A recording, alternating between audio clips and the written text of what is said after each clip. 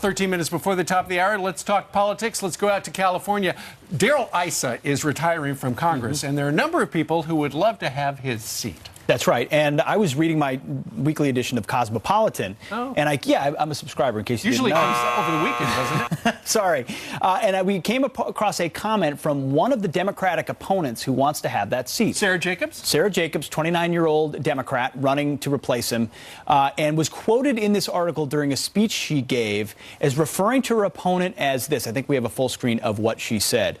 She said, quote, "It's true," she says, Sarah Jacobs, "I'm not a crusty old Marine." And the article writes, the group was mostly silent, and it was awkward when she said that. So here you have a candidate implicitly criticizing her other candidates who are Marines or are veterans and saying, well, I'm not a crusty Marine. Well, they asked her, they said, you're running in a district where there are a lot of Marines living here, a lot of military living here at San Diego. And she said, it's true, I'm not a crusty old Marine, because the guy she's running against, Doug Appleton, he has served our country as a Marine. So then she said later, that's not who I was talking about. I wasn't talking about him. It just looks suspicious. This was her response on Facebook. An article came out this morning that took something I said out of context. I want to make it clear this had nothing to do with Colonel Applegate.